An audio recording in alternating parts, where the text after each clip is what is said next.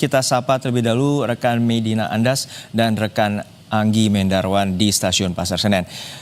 Medina, untuk saat ini bagaimana ketersiapan dari PT KAI menjelang 3 hari jelang Natal dan juga nanti jelang Tahun Baru terkait dengan kesiapan armada kereta api bagi para pemudik? Ya, selamat siang Juno dan juga saudara. Memang betul saat ini pantauan kami di Stasiun Pasar Senen ini sudah mulai dipadati oleh masyarakat yang akan melakukan perjalanan pada musim libur Nataru 2025-2026. Dan berdasarkan data yang kami dapatkan dari PT KAI Daop 1 atau Daerah Operasional 1 Jakarta yang juga menaungi Stasiun Pasar Senen ini memang mencatat sudah memberangkatkan lebih dari 40.000 penumpang ke berbagai kota di wilayah Pulau Jawa. Dan untuk melihat situasinya saat ini, juru kamera Anggi Mendarwan akan memperlihatkan visualnya kepada Anda.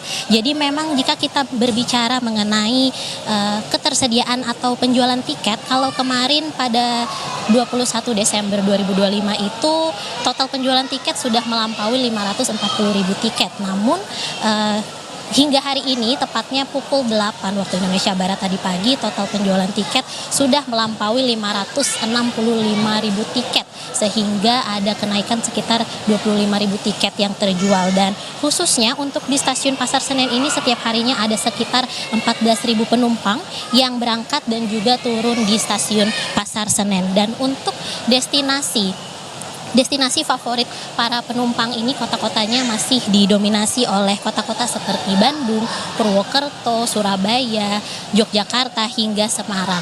Adapun puncak arus mudik Nataru nanti diprediksi terjadi pada tanggal 23 hingga 25 Desember 2025 dengan tanggal 24 Desember yang menjadi tanggal favorit pertama keberangkatan untuk di Stasiun Pasar Senen, Juno.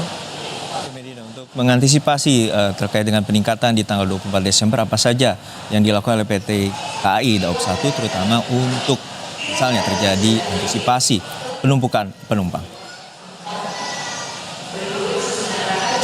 Ya Juno dan juga saudara, untuk mengantisipasi adanya lonjakan, jadi memang untuk saat ini PT KAI sudah mengoperasionalkan 84 kereta dan nantinya akan ada penambahan 16 kereta atau 16 perjalanan untuk mengakomodir tingginya permintaan dari penumpang yang akan berangkat. Dan khususnya untuk di Stasiun Pasar Senen ini total sudah ada 34 kereta yang beroperasional dan akan ditambah 6 kereta tambahan untuk antisipasi libur Nataru 2025-2026 ini. Dan berikut cuplikan wawancara kami dengan Humas PT KAI Daop 1 Pranoto Wibowo.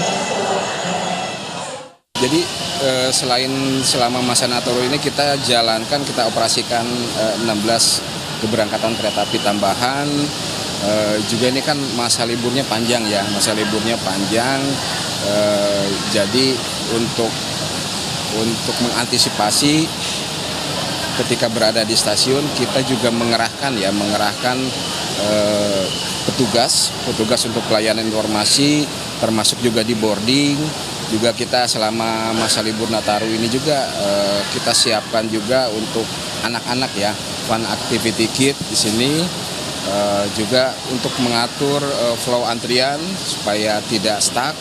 Kita juga mengerahkan beberapa petugas untuk mengatur antrian di parkiran.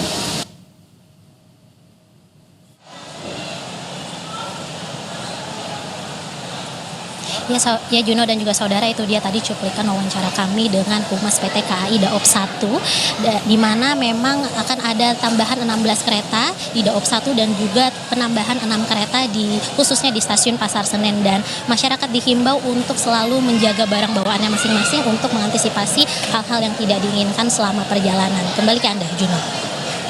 Baik, terima kasih rekan Medina Andas dan juga Anggi Mendarwan dari Stasiun Pasar Senen Jakarta. Lalu kita akan menuju ke Tol Cikampek Utama atau Cikatama. Sudah ada rekan Jian Jufri dan juru kamera Yan Faris. Jian, untuk saat ini bagaimana pantauan Anda terkait dengan arus lalu lintas terutama di Tol Cikampek Utama? Ya Juno dan juga saudara, di H-3 jelang Hari Raya Natal dan juga periode Tahun Baru kondisinya masih sama, yakni lancar di kedua arahnya, baik dari Jakarta menuju ke wilayah timur Jawa melalui tol Trans Jawa ini terpantau lancar, begitu juga dari arah Jawa menuju ke Jakarta juga terpantau lancar. Yang mana ini sudah H-3 dari periode Natal dan juga Tahun Baru ataupun Nataru begitu ya. Tadi kami sempat mendapatkan data terkini dari PT Jasa Marga, yakni hingga pukul 10.30 tadi setidaknya ada 9.200 kendaraan yang melintasi ruas tol Cikampek Utama untuk menuju ke wilayah-wilayah Jawa seperti Jawa Timur dan juga Jawa Tengah. Yang mana memang nantinya seperti yang dikatakan oleh pihak Jasa Marga, yakni untuk puncak ini diprediksi jatuh di tanggal 24 Desember. Nantinya apabila terjadi lonjakan akan diterapkan rekayasa lalu lintas berupa kontraflow secara situasional dan juga adanya penempatan petugas-petugas di titik rawan macet seperti menuju ke rest area tertentu, lalu juga di bottleneck seperti menuju ke gerbang tol ataupun gardu tol dan juga di beberapa bahu jalan ataupun di beberapa titik bahu jalan. Nantinya sama ini seperti rekayasa lalu lintas akan diterapkan secara situasional.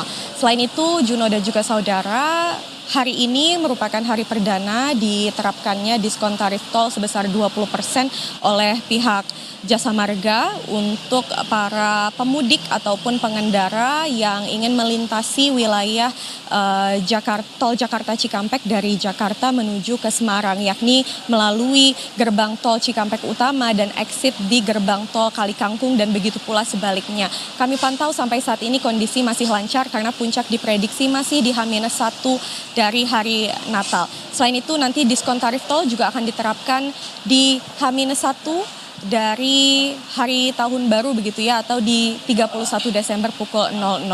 Sekian, Juno.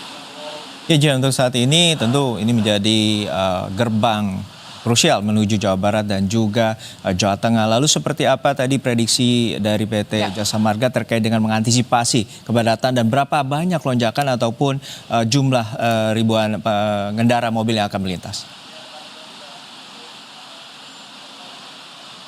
Ya, Juno dan juga saudara, betul bahwa ini merupakan salah satu gerbang tol favorit begitu ya, karena dari Jakarta ini akan melintasi gerbang tol Cikampek Utama. Ini merupakan gerbang utama begitu ya, yang mana memang kalau kita berbicara terkait lonjakan, ini diprediksi adanya lonjakan sebesar 30% hingga 50% dibandingkan hari-hari normal.